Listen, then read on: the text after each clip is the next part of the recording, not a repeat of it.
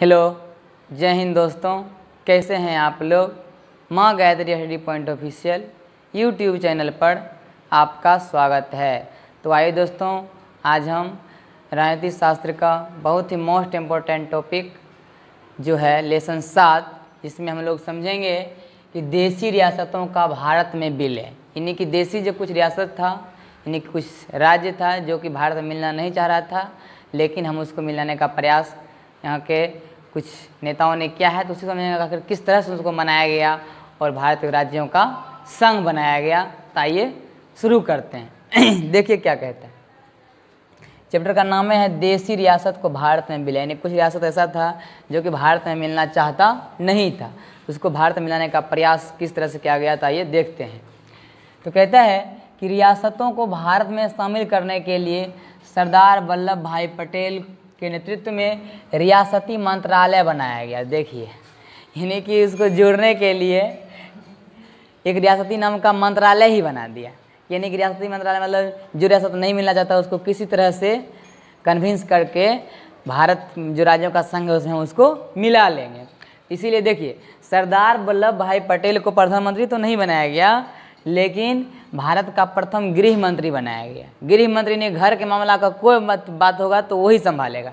तो गृह मंत्री होने के नाते, और उसको एक और देखिए कौन रियासती मंत्रालय भी उनको सौंपा गया कि आपके ऊपर ये जिम्मा है कि आप भारत को कैसे एक कर दें।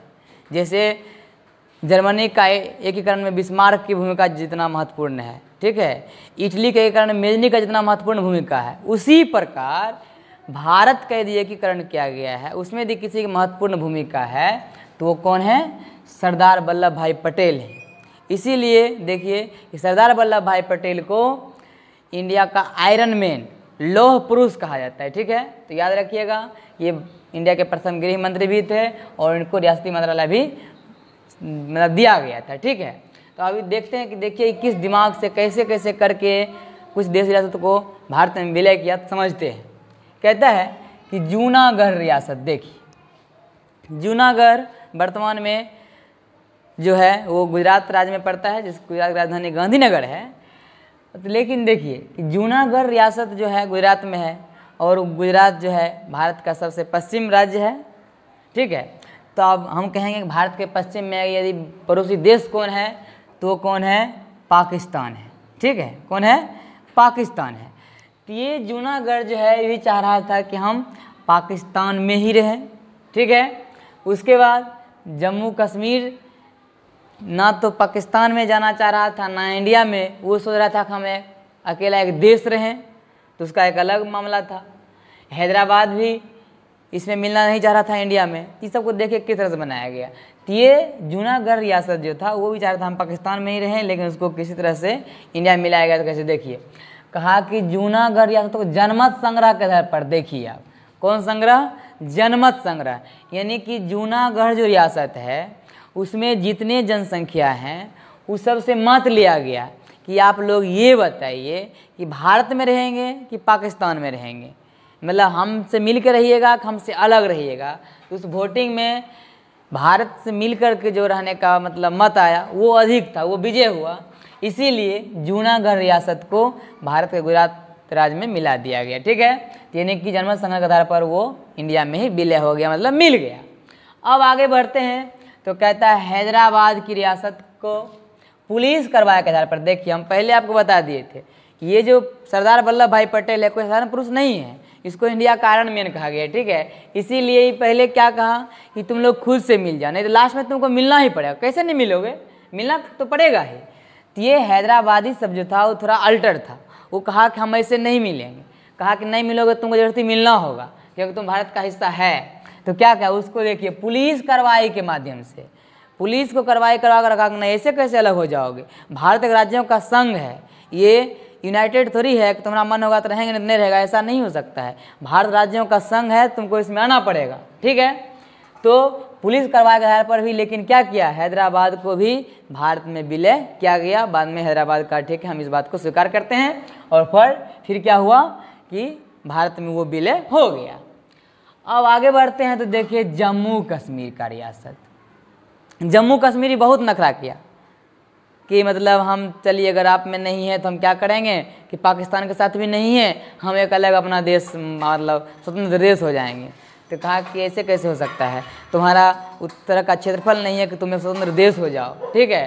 तो उसको क्या किया गया, बहुत कन्विंस करने के बाद क्या किया गया कि विलय पत्र पर, मतलब विलय पत्र होता है कि एक मतलब एक तरह से समझिए कि कोई पत्र है जिस पर वो साइन करवा लिया जाता है कि आप इंडिया में विलय हो गए हैं, आप इंडिया में मिल गए हैं, तो उस पर साइन करा कर तो उसका हस्ताक्षर करा करके भारत में उसको भी मिला लिया गया है। इस तरह से भारत में किसको किसको मिला लिया गया, तो जूनागढ़ रियासत को, हैदराबाद की रियासत को और जम्मू कश्मीर के रियासत को। तो उसने देखिए मिला तो लिया विलय पत्र पर हस्ताक्षर करा के, लेकिन 370 जो धारा था वर्तमान में तो वो हटा दिया गया, अच्छा हुआ हटा दिया गया है। तो 370 धारा के तहत जो है उसका संविधान अलग था, जम्मू कश्मीर का झंडा भी अलग था। तो एक तरह समझिए कि भारत का राज्य था कैसे, उसका सब चीज़ अलग है। इसका मतलब तो फिर भारत में तो एक तरह समझिए कि राज्यों का संघ नहीं हुआ, क्योंकि एक राज्य ऐसा भी है जो कि वहाँ उसका अलग झंडा है, जैसे अमेरिका सब में है कि उसका जितना राज्य है सब राज्य का अलग अलग झंडा सारा चीज़ है। तो इसीलिए मतलब आगे चलकर अभी क्या हुआ वर्तमान समय में कि जम्मू कश्मीर को केंद्रशासित प्रदेश बनाया गया। तो आगे कैसे बनाया गया अगले टॉपिक हम समझ लेंगे। तो पहले ये समझ लीजिए कि जितना भी देशी रियासत था जो कि थोड़ा विरोधी था तो कौन कौन था, जूनागढ़ था, एक हैदराबाद था, एक जम्मू कश्मीर था, जिसको कि किसी भी तरह से कन्विंस करके इंडिया में उसको विलय किया गया, यानी कि भारत में उसको मिलाया गया। अब आगे समझते हैं कि ये कह रहा है कि भारत राज्यों का संघ है। अब देखिए संघ कैसे है थोड़ा समझिए, इसको थोड़ा सा हम अच्छा समझते हैं। एक होता है सामान्य देश, ठीक है, एक होता है संघ नहीं मतलब यूनाइटेड, उसको कह सकते जनरल कहिए उसको, जनरल, ठीक है, एक यूनाइटेड, ठीक है, एक यूनियन, ठीक है। इसको समझते कैसे, जैसे मानिए कि एक यहाँ जनरल का मतलब हो कि ये ईंट है, वो आपस में सिर्फ क्या है एक के ऊपर एक मतलब सेंत दिए हैं, मतलब सजा दिए हैं, रख दिए हैं, एक उस तरह का दीवार है, ठीक है। यूनाइटेड जो है उसको सिर्फ क्या किया गया है, हल्का सीमेंट दे करके मतलब बालू मिलाकर उसको क्या कर दिया, उसी में जॉइंट कर दिया है, ठीक है। इस तरह से एक ऐसा दीवार है कि जॉइंट तो क्या गया है दीवार के ऊपर दीवार, मतलब ईंट के ऊपर ईंट दे करके, फिर उसको प्लास्टर भी कर दिया गया है, ठीक है, उसको प्लास्टर भी कर दिया गया है। तो ये 3 तरह का संस्था है। बताइए कि इसमें सबसे मजबूत कौन है, तो वो जवाब आएगा यूनियन। क्यों कि देखिए ये क्या है, ये सामान्य है, यानी कि इसमें क्या है जब मन होगा तब कोई आएगा इसको ऐसे हल्का भी टच करेगा तो क्या हो जाएगा, गिर जाएगा, मतलब ये तुरंत टूट जाएगा, इसमें दम नहीं है, यानी सबसे कमजोरी ये वाला देश हो गया, ठीक है, जहाँ कि जब मन होता है तब निकल लेता है, जब मन होता है चल जाता है। तो ये इस तरह का। यूनाइटेड में क्या हुआ, इसको थोड़ा सा एक साथ तो जोड़ दिया, लेकिन किस पर, तो समझौता के आधार पर। किस आधार पर, समझौता के आधार पर, यानी कि समझौता खत्म तो ये इस राज्य का सदस्य है कि नहीं है वो खत्म, ठीक है। लेकिन यूनियन में देखिए दीवार जोड़ने के बाद उसको प्लास्टर किया गया है, सारा मतलब डेंटिंग पेंटिंग सब हो गया है। इसका मतलब ये हुआ कि ये अलग नहीं हो सकता है। तो भारत क्या है, एक राज्यों का संघ है, वो मतलब बिना किसी अनुमति लेकर के भी कोई राज्य यदि चाहे कि हम भारत से अलग हो जाएंगे, जो कि नहीं हो सकता है। इसीलिए जो थोड़ा सा अलग होना भी जाता है उसको बाद में मिलना ही पड़ा, ठीक है। तो देखिए तो समझते हैं, इसलिए राज्यों का संघ का मतलब समझ गए ना। तो क्या है, भारत जो है राज्यों का संघ है, उसको ध्यान से देखिए, कहता है जिसमें संप्रति 28 राज्य, ठीक है। इसको थोड़ा सा उलट फेर हुआ है, ध्यान दीजिएगा। 28 राज्य पहले था, फिर बीच में एक तेलंगाना राज्य बना तो 29 हो गया।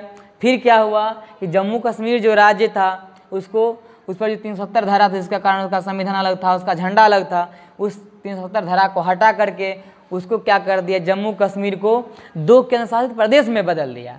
तो अब क्या हुआ, मान लीजिए 29 तो राज्य हो गया था, ठीक है, उसमें जम्मू कश्मीर हट गया, फिर कितना बच गया, तो वर्तमान समय भी राज्य कितना है 28। लेकिन पहले से केंद्रशासित प्रदेश कितना था, 7 था कितना, 7। ये जम्मू कश्मीर को 2 केंद्रशासित प्रदेश में बांट दिया, एक का कहा लद्दाख और एक का कहा जम्मू कश्मीर। ये 2 इसमें जुड़ जाएगा, कितना हो गया, वर्तमान में केंद्रशासित प्रदेश कितना हो गया, 9 हो गया, और राज्य 28 का 28 रह गया। 29 तो हुआ था, लेकिन फिर क्या हुआ, एक जम्मू कश्मीर को जब उसमें बदल दिया तो फिर दिक्कत है, ठीक है। तो देखिए तो क्या है कि यानी कि वर्तमान में इंडिया में 9 केंद्र शासित प्रदेश है और 28 राज्य है, ध्यान रखिएगा। और ये भारत क्या है, राज्यों का संघ है, यूनाइटेड नहीं है, यूनियन है ये, ठीक है। फिर है किसमें कहता है अनुच्छेद, अब यूनियन कैसे है तो इसको समझिए। कहता है अनुच्छेद मतलब एक क्या कहता है कि भारत अर्थात इंडिया, यानी कि इंडिया की जगह भारत, भारत जगह इंडिया कहा जा सकता है, इसमें कहीं कोई मतभेद नहीं है। तो इंडिया राज्यों का संघ होगा, मतलब संघ है ये, ठीक है।